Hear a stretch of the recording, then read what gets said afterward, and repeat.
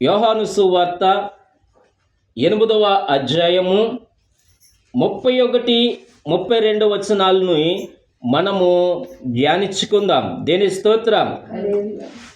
ఇక్కడ అంటున్నాడు, మీరు వాక్యముయందు నిలిచిన వారైతే నిజముగా నా శిశువులై ఉండి నిత్యము గ్రహించుదురు అంటున్నాడు ఆయన. దేని స్తోత్రం.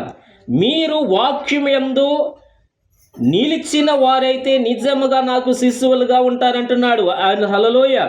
అంటే ఇక్కడ గమనించండి, నాకు శిశువులై ఉంటాను. వాక్యముందు నిలకడగా ఉంటే, వాక్యానుసారంగా జీవిస్తే మనము దేవునికి బిడ్డలుగా వారసులుగా ఉన్నాము. దేని స్తోత్రం. ఎవరైతే దేవుని యొక్క వాక్యమునకు విరోధంగా జీవిస్తారో, ఎవరైతే పాపము చేస్తారో వారందరికీ కూడా మరి దేవుని యొక్క వారసత్వము లేదు, నిత్య జీవము లేదని ఇక్కడ లేఖనము సెలవిస్తుంది. దేని స్తోత్రం. అప్పుడు సత్యము మిమ్మల్ని స్వాతంత్రులుగా చేయును. హల్లెలూయ. ఇక్కడ నిజమే చెబుతున్నది.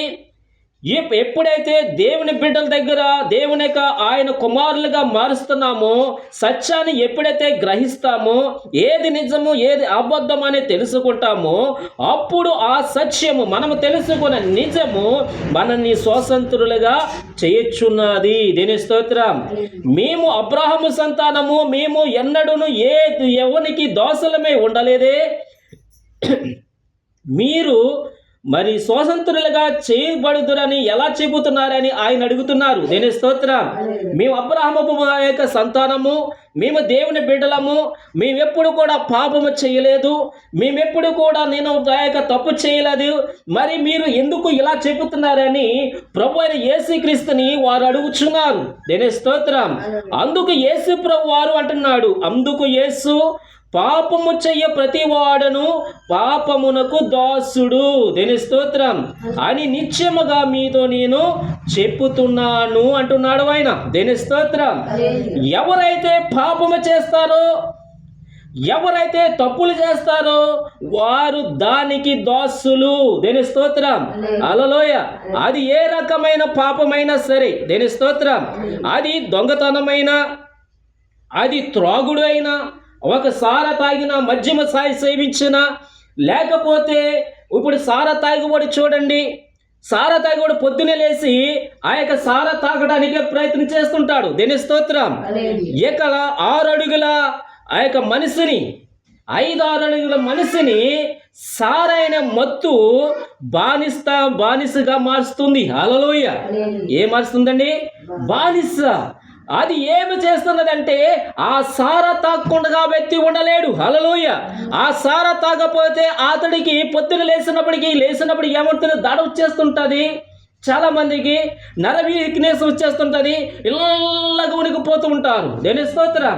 పొద్దున లేచి వారు ఏమి చేస్తారంటే సారవి తాగాలి, వెళ్ళి ఆ సార తాగాలని ఆ సార బోటల దగ్గరికి పరిగెడుతుంటాడు. దేని స్తోత్రం. ఎందుకంటే అతడు మత్తుకు బానిస అయిపోయాడు కనుక. హల్లెలూయ. అతడు సారాకి బానిస అయిపోయాడు కనుక సార దగ్గరికి అతడు పరిగెడుతుంటాడు. దేని స్తోత్రం. కానీ పాపము చూసారా, అది ఒక వ్యభిచారం చేసిన, ఆ యొక్క వ్యభిచారం చేసిన స్త్రీ అయితే ఆ వ్యభిచారం తన యొక్క ఏ పాపములో పడిందో దానికి ఆమె బానిస అయిపోయింది. దేని స్తోత్రం. ఒక దొంగవాడు అయితే ఆ దొంగతనం అలవాటు చేసుకుంటే ఆ దొంగతనానికి అతడు బానిస అయిపోయాడు. దేని స్తోత్రం. కానీ అంటున్నాడు ఆయన, ఏమంటున్నాడంటే, ఎవరైతే పాపమునకు దోషులైపోయారు, దేని స్తోత్రం, మీరందరూ కూడా పాపానికి దోషులైపోయారు, ఈ పాపము నుండి విడుదల పొందాలని, ఈ పాపము నుండి బయటకు తీసివేయాలని, ఈ పాప రోగము తొలగించాలని ఆయన రూఢ సంకల్పము కలిగి ఉన్నాడు ఆయన. దేని స్తోత్రం. ఈ బానిసత్వము నుండి, ఈ పాప రోగము నుండి ఈ యొక్క అన్ని కూడా విడిపించాలంటే, ఈ యొక్క బానిసత్వమును పోవాలంటే యేసుక్రీస్తు యొక్క ఎద్దుకు రావాలి. దేని స్తోత్రం. యేసుక్రీస్తు మాత్రమే సమస్త పాపములను, సమస్త బానిసత్వములను, సమస్తం అన్నీ కూడా విడిపించదగినది ప్రభు అయిన దేవుడు. హల్లెలూయ. ఆయన దగ్గరే విడుదల ఉంది. హల్లెలూయ. ఆయనలోనే రక్షణ ఉంది. యేసే ఆయన మార్గమై ఉన్నాడు. ఆయన ఆయనే సత్యమై ఉన్నాడు. ఆయన దేని స్తోత్రం, హల్లెలూయా, స్తోత్రం. అందుకనే అందరూ కూడా పాపమునికి దోసలైపోయారు కాబట్టి ఆ పాపము నుండి ఆయన బయటికి రమ్మని పిలుస్తున్నాడు. ఆయన దేని స్తోత్రం. సమస్త భారము మోస్తున్న సమస్త జనులారా, మీరు నా యొద్దకు రండి, మీకు నేను విశ్రాంతిని కలగజేస్తానంటున్నాడు ఆయన. దేని స్తోత్రం. మిమ్మల్ని స్వాతంత్రులుగా చేస్తానంటున్నాడు ఆయన. హల్లెలూయా. ఈ పింత వరకు మీరు ఏ భారము కలిగి ఉన్నారో, ఏ బాధలతో ఉన్నారో, ఏ రోగముతో ఉన్నారో, ఏ పాపములో ఉన్నారో అన్నీ కూడా నా మీద వేయమంటున్నాడు ఆయన. ఎవరి మీద వెయ్యాలండి? ఆయన మీద వెయ్యాలి. సమస్త భారమంతా కూడా నా మీద వెయ్యండి. హల్లెలూయా. అప్పుడు ఆయన ఏమి చేస్తాడంటే ఆయన వీపు మీద మోసుకొని నిన్ను స్వాతంత్రులుగా చేస్తున్నాడు ఆయన. హల్లెలూయా. నిన్ను ఆయన రక్షించడానికి, మనల్ని కాపాడటానికి, మనకున్న నిందలని కూడా, మనకున్న అపనిందములని కూడా, మన యొక్క మత్తు అయిన పాపమైన సమస్త రోగమైన అన్నీ కూడా ఆయన వీపు మీద పెట్టుకున్నాడు ఆయన. హల్లెలూయా. ఆయన రక్తములో మనల్ని కడగటానికి, ఆ పాప రోగమును కూడా తీసివేసి ఆయన రక్తములో మనల్ని శుద్ధీకరించాడు ఆయన. హల్లెలూయా. ఆయన రక్తము ద్వారానే సమస్త మొత్తంతా కూడా పోతుంది. హల్లెలూయా. మొత్తే కాదండి, బానిసత్వము కూడా పోతుంది. హల్లెలూయా. బానిసత్వమే కాదండి, పాపము పోతుంది. హల్లెలూయా. పాపములన్నీ కూడా తీసివేసి ఆయన మనల్ని స్వతంత్రులుగా, ఆయన బిడ్డలుగా ఆయన సేకరించాడు ఆయన. దేని స్తోత్రం. ఆ నిత్య జీవములో, ఆ నిత్యత్వములో మనం ఉండాలి అంటే మనం ఖచ్చితంగా ఆయన ఆ యొక్క వాక్యమైన అద్దము దగ్గరికి మనము రావాలి. దేని స్తోత్రం. ఈ వాక్యమైన అద్దము దగ్గరికి రావాలండి. హల్లెలూయా. ఈ వాక్యమే నిన్ను నన్ను సరి చేస్తుంది.